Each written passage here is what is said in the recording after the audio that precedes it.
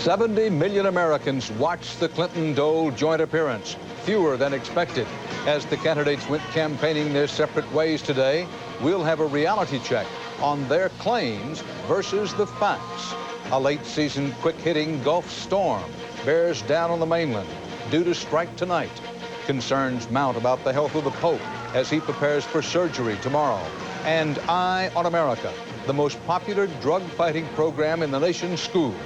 Now some dare to question whether it works.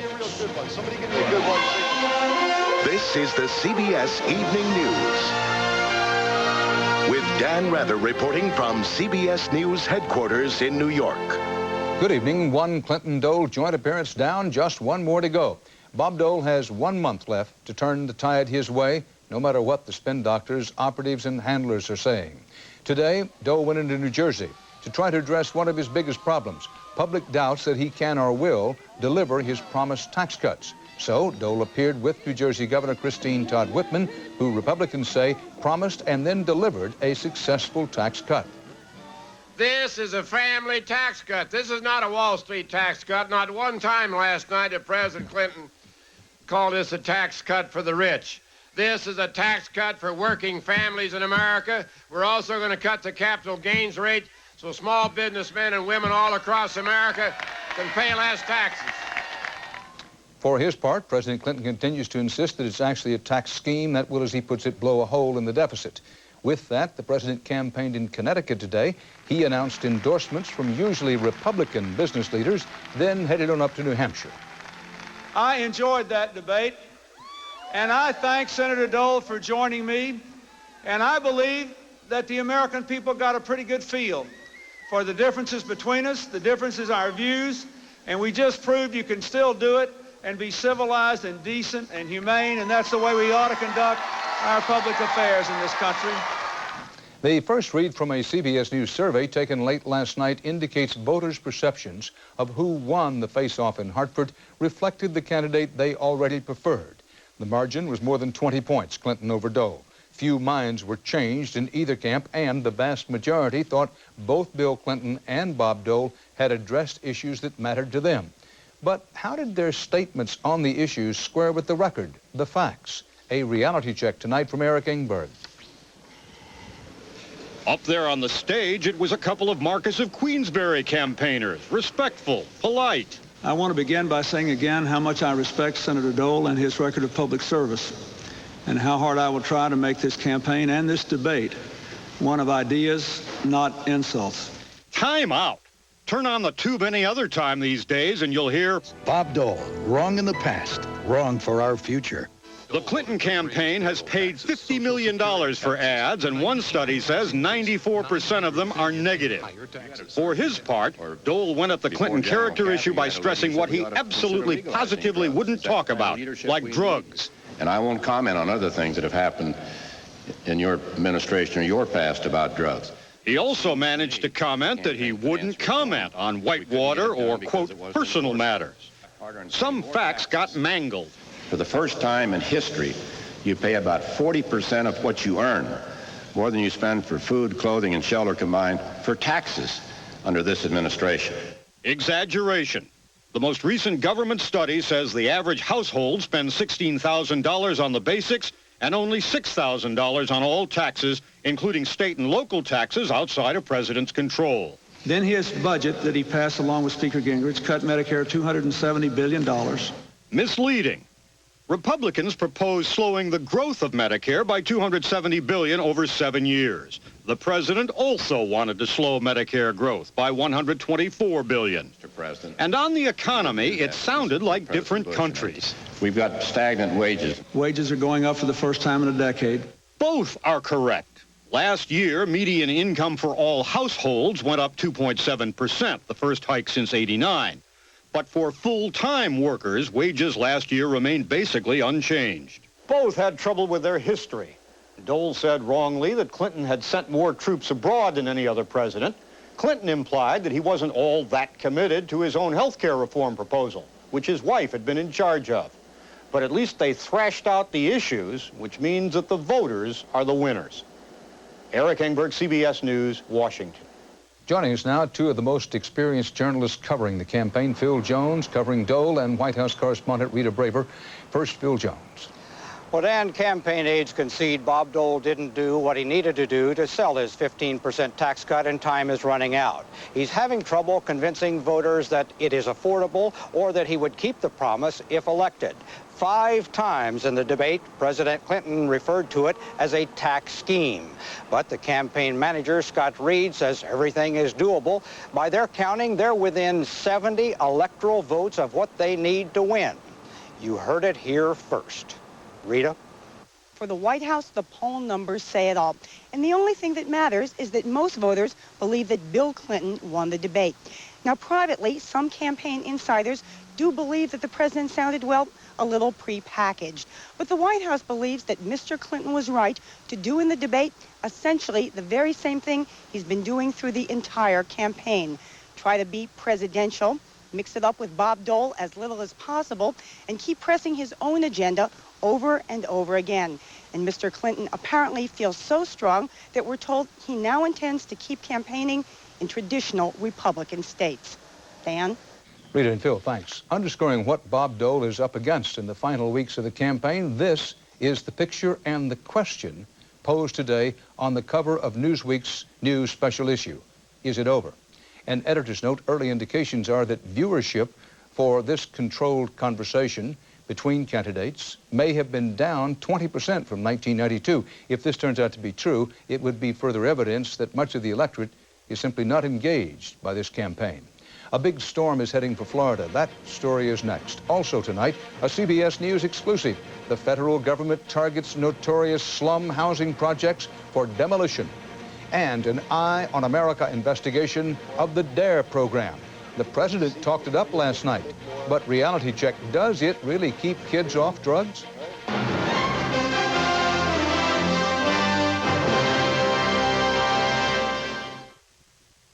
It's a great time to be silver because you're over 50 and you haven't lost your edge.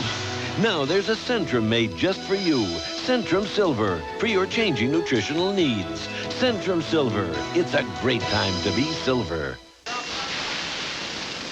When you use Pam, the food gets all the attention. Because Pam never adds a funny aftertaste. Clean, 100% natural Pam. Taste the food, not the spray. If you want 100% of 11 vitamins and minerals from your cereal, try Total. Because to try to get that from shredded wheat, you're going to have to add more than just milk. Like what? Well, perhaps you'd like to start with these, Whole grain Total, one bowl, 100%. I'll try the Total. When big odors bowl you over, take over with a fresh stick-up. When big odors rear their ugly heads, head them off with a fresh stick-up. Replace your stick-up and stop big odors in small places. Stick it to 'em. The storm known as Josephine is moving rapidly toward the Gulf Coast of Florida tonight. Up to 100,000 people who live along the Gulf Coast have evacuated their homes. This storm is about 50 miles off Apalachicola, Florida, packing winds just short of full hurricane strength, closing in on the coast at 23 miles an hour. Hurricane warnings are up tonight from the Florida Panhandle to just north of Tampa. So what does the storm do next? Joining us now, the former director of the National Hurricane Center, Dr. Neil Frank of CBS affiliate KHOU in Houston. Neil, where is the storm headed and when? Well, there's no question about it. The center should cross the coastline somewhere east of Apalachicola within the next hour or two. But Dan, this is a very typical fall type of hurricane. A cold front moved into the Gulf of Mexico. It stalled. A little low formed along that cold front. It created some thunderstorms, and these thunderstorms have all banded together now and formed this tropical storm. But it's a big sprawly thing in contrast to the mid-season hurricanes where the power is concentrated in a very small diameter around the center. And what's the most dangerous aspect of this storm? Oh, there's no question about that. That's the storm surge. The waters in Apalachicola Bay are quite shallow, and so you're going to see the waters roll in there 6 to 9 feet and then put 5-foot waves on top of that. So you're going to see a lot of beach erosion, and there's some homes in that area, too, that are going to get a lot of damage. And how does the storm compare to others that happen roughly at this time of year? Well, it's a fairly typical October storm, and so I don't see anything that unusual about it. Fortunately, we're not seeing a lot of power concentrated near the center, but there's still going to be a lot of beach erosion. Dr. Neil Frank, thanks. Wall Street ventured into record territory again today. The Dow Jones Industrial Average traded above 6,000 for the first time ever. But investors took their profits, and the Dow finished the day with a 13-point loss.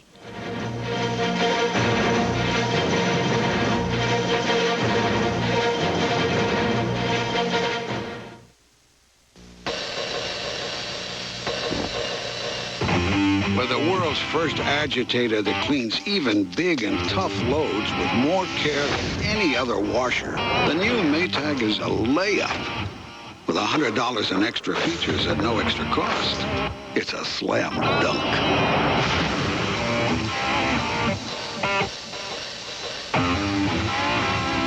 Buy now and get $100 in extra features at no extra cost. First came Tagamet, then Zantac, then Pepsid, but the newest, Axid, now in non-prescription strength as New Axid AR. A medicine so effective, for many, Axid AR can prevent heartburn completely. New Axid AR. I can't believe we're eating a prune. We are. Sweet, moist, delicious. You're changing our mind. I always do. California prunes. Let your mouth make your mind up. Got any Tylenol, Jill? Oh, when did you switch to Tylenol? When my doctor told me some pain relievers could irritate my stomach. Really? Pain relievers? Yeah, my doctor said that aspirin and even ibuprofen can sometimes irritate your stomach. Oh, no kidding. But Tylenol doesn't, and it works great. To avoid the chance of stomach irritation, Tylenol is the pain reliever recommended most by doctors. How's your stomach? Stuffed. Oh. Tylenol, the pain reliever hospitals use most. Property tax sticker shock. Some local appraisals jump as much as 80%. And our electronic organizers for kids, a wise buy. Find out tonight at 6 from the News Center. A CBS News exclusive and October surprise. Tonight, HUD, the U.S. Department of Housing and Urban Development, will go public, it says, tomorrow with a $750 million plan to demolish so-called vertical slums, some of the country's worst public housing projects in 74 cities. We're going to talk live in a moment with HUD Secretary Henry Cisneros, but first, CBS News correspondent Frank Courier has details on what's going down. Some of Chicago's most notorious projects are part of the list of public housing that'll be demolished and rebuilt. Sure, that's good. They're going to make some new homes for these people. I don't believe it until I see it. When I see it, then I believe it. The wrecking ball will fall on 5 of the 28 high-rises here at the Robert Taylor homes, what have been called America's most crime-riddled warehouse of poverty. Centurial Carter and her children won't miss their 13th-story family apartment at all, she says, when it's finally demolished. I think it's a great idea because it's not good for kids, like just to say when they're coming home from school. They're at war now.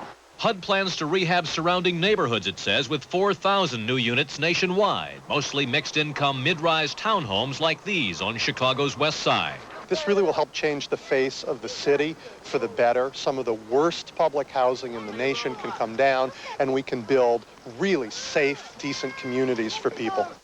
But there's growing concern the demolition will leave thousands of low-income people displaced and unable to afford upgraded public housing in rejuvenated neighborhoods. Where will they go? Shelters are already running over with homeless people. Where are these people going to go? Though the HUD plan calls for more housing units demolished than rebuilt, officials promise no one will be forced out till a new and improved home is available. Frank Courier, CBS News, Chicago. And with us now is Housing and Urban Development Secretary Henry Cisneros. Thanks for being with us, Mr. Secretary. You're going to tear down a lot, hundreds of thousands of units. But when they come down, is that going to create more homeless people or not? No, it's not, Dan. We've been at this now for 3.5 years. This is not an immediate initiative. That is to say, it's not something we've just put together now. We've been at it for some time. The worst of some of the buildings in the big cities, like Cabrini Green in Chicago and the Henry Horner homes, have already come down in major part. And we're committed to a strategy of building townhouses on the site, which means fewer people, less density on the site, but then also scattered site homes and Section 8 vouchers and certificates that allow people who have been counseled on how to live on their own to be able to do it. So the commitment is to house people, but to do it in a way that's dignified. And this is much more than just redoing the architecture of these awful high-rises. It's to deal with the crime environment, and very importantly, in the post-welfare reform area, to get people ready for training, education, and jobs. So it's a whole strategy to change the cities that have had these big public housing developments that are like a sinkhole of negative energy in the community and convert them into something positive.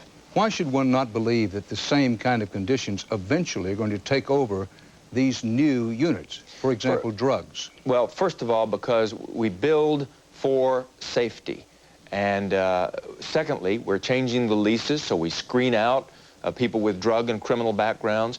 The president put forward last year what we call one strike and you're out, which is very popular with the residents because one family involved in drugs and guns and gangs can destroy a whole building, and they now can be evicted. With great aggressiveness and great force, we're doing that across the country. And then we've innovated with things that we call, for example, campuses of learners, where we're linking the public housing development to a college or a university or public schools and treating them more like a dormitory than a dead-end destination where people can get training and education. So it changes the whole dynamic of this into something positive. Mr. Secretary, thank you very much. Thank you. Appreciate you being with us. Thanks. Still ahead. Is there more to the Pope's upcoming surgery than the Vatican is saying? Also, a drug education program your children probably know about. Tonight, what you should know about it.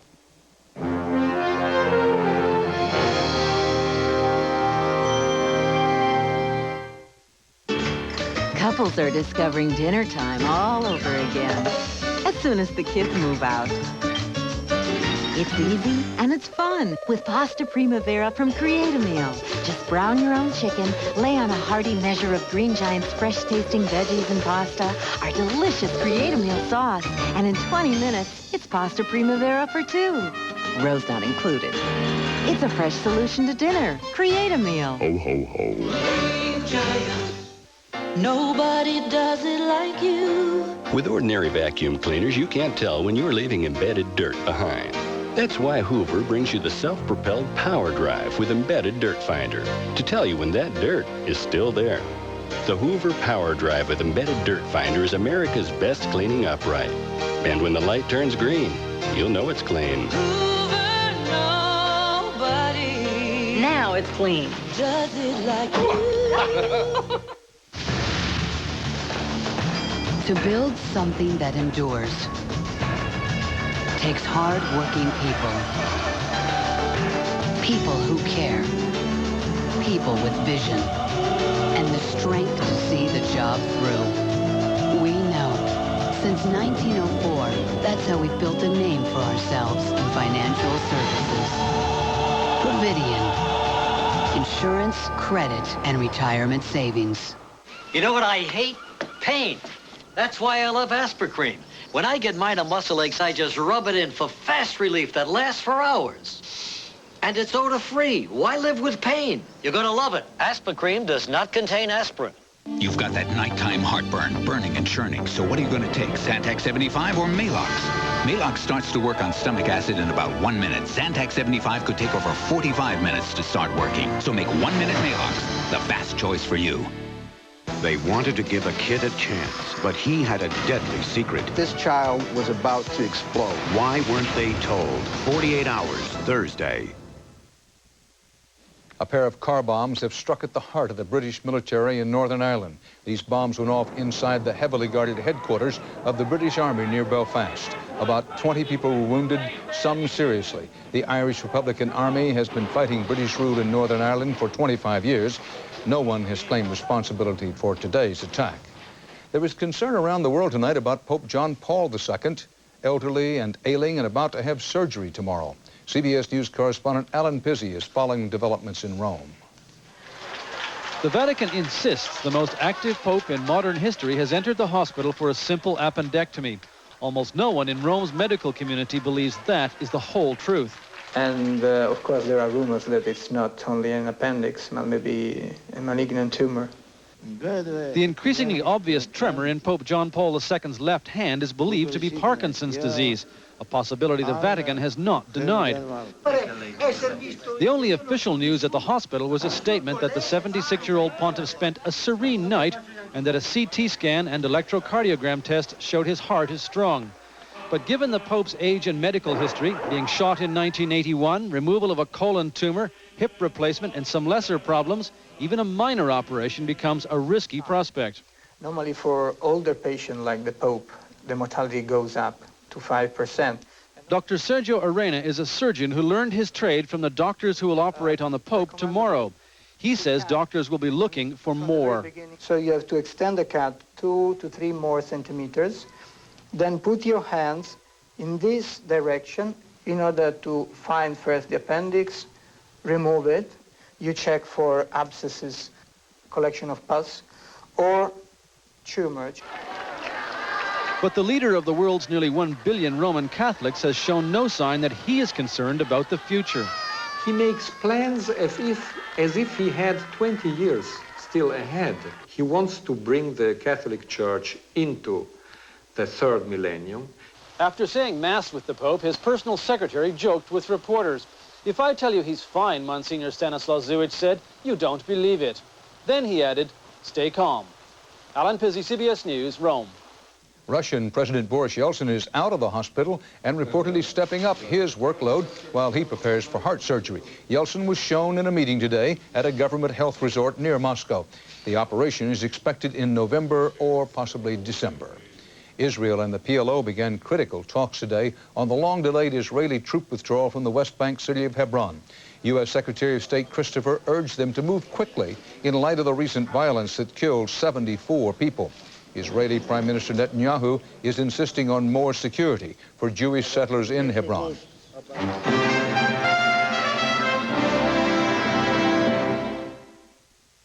With hemorrhoids, sitting can be torture. But Hemorrhoid has a pain reliever that works on contact. Preparation H doesn't. Hemorrhoid shrinks swelling and relieves burn and itch. It's complete enough to tame the toughest seat. Only Hemorrhoid is this complete.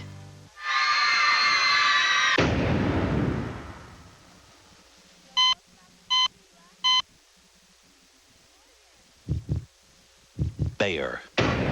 Powerful pain relief and so much more. In some places, this isn't a big family. It's a small town. And it's not so easy to please everyone. It's a good thing we got Prime Star. With up to 95 channels in digital picture and sound, it is a cornucopia of viewing possibilities. And the big guy? I haven't seen him this happy in years. He didn't have to buy the dish. Prime Star is a service, so there's no equipment to buy. And it all starts at about $1 a day. Enjoy. For the best value in satellite TV, call 1-800-PRIME-STAR or visit your local Radio Shack. Hey, didn't sleep? Too excited. Wedding jitters got you out of bed. What if I blow my line? Never. Kellogg's Raisin Bran will start you 2 scoops ahead. Nothing gets you ready for a big day like those 2 scoops, only in Kellogg's Raisin Bran. It's my daughter's first wedding. Oh. Just got another one at 4:30. Kellogg's Raisin Bran will start you 2 scoops ahead. What do you get when you try to kill germs with lemon fresh pine sol? Lemon-scented germs. To kill germs, use Lysol deodorizing cleaner. Until you kill the germs, you can't call it clean. With hemorrhoids, sitting can be torture. But Hemorrhoid has a maximum strength ingredient to shrink swelling. Anusol doesn't. Hemorrhoid stops pain and relieves burn and itch. It's complete enough to tame the toughest seat. Only Hemorrhoid is this complete. First Monday in October, the U.S. Supreme Court came back from summer recess and got right down to cases. No major decisions, except for a personal one by Justice Antonin Scalia. He showed up with a beard he grew over the summer. In tonight's Eye on America, the battle to keep young people from using drugs. First, the problem by the numbers. The U.S. government says drug use by children ages 12 to 17 has risen 78% in the past 4 years. Use of marijuana alone has more than doubled. So, what to do? Well, in the joint appearance last night, President Clinton mentioned this country's most popular drug education program. It's called DARE. It's very popular. It costs taxpayers millions. But as Wyatt Andrews reports, there are beginning to be serious questions about it. School children are trained to shout it. Ardent cops cry when they join it. The program DARE, Drug Abuse Resistance Education, is so popular in America, the President of the United States does its commercials. I know personally, as a father, not just as a president, how much good DARE has done. We're going to consider the consequences of using and not using alcohol, tobacco, and marijuana. For 13 years, DARE has sent cops, teddy bears, and a Don't Do Drugs curriculum into 5th and 6th grade classrooms. Marijuana, we'll start over here. Is getting addicted, is that a positive or negative consequence? Negative. This fall, New York City signed on with 100 full-time officers, the most ever. DARE is now in 80% of the nation's school districts, reaching most of the country's school children and employing 25,000 cops. There's only one problem. Long-term, DARE does not have an effect on drug use. Sociologist Richard Clayton has published one of several studies concluding that despite its national acclaim, DARE doesn't work. DARE is not effective in its fundamental premise, which is to reduce drug use among kids. Up into high school, the kids who got DARE, the kids who didn't, used drugs at the same level and used the same kinds of drugs. There's more. Last month, the government's top research office on drugs did not include DARE on a list of the nation's best drug prevention programs. Are you able to claim that you have actually stopped a good percentage of kids from using drugs? Millions of kids. Millions of kids. The president of DARE America, Glenn Levant, a former L.A. narcotics cop, points to a Gallup survey and others where kids and parents claim that DARE is effective. If you talk to children, is this helping you? 90% say yes. If you talk to parents, 95% of the parents say, yes, it's helping. At the end of the day, kids who go through DARE should use drugs less. That's absolutely true. Does it bother you that there are a variety of studies out there that say you can't prove that? Mm-hmm. There are some studies that say you can't prove that. My response is, ask the kids. So they teach you not to do drugs and what are the consequences of doing them. But that's in 5th grade. We found things change sharply when DARE students reach high school. No, I don't really think it did anything. It helped, but not that much because everyone's using pot and cigarettes. Meanwhile, the cost of DARE is huge. Hundreds of millions in federal and local tax dollars since 1986. One police chief who got rid of DARE last year, Ron Hansen of Fayetteville, North Carolina, says the size of DARE makes it a sacred cow that few dare question. But ever since we changed our philosophy on DARE, I've gotten calls from police chiefs all over the country saying, I wish there was a way out because I feel the same way, but it's a political hot potato. DARE insists it is improving, moving its curriculum now into the high schools and putting role model cops in front of America's kids. There's a reason that over 10,000 communities in the United States, including New York City, like the DARE program. We're not trying to sell it. We're not making any money on it. What about all those harmful effects that we DARE may be the most highly praised police initiative ever put into the schools, but scientists fear DARE is a sugar pill the schools are using to treat the nation's drug disease. In New York, Wyatt Andrews for Eye on America. And that's part of our world tonight. For the CBS Evening News, Dan Rather reporting. See you tomorrow. Good night.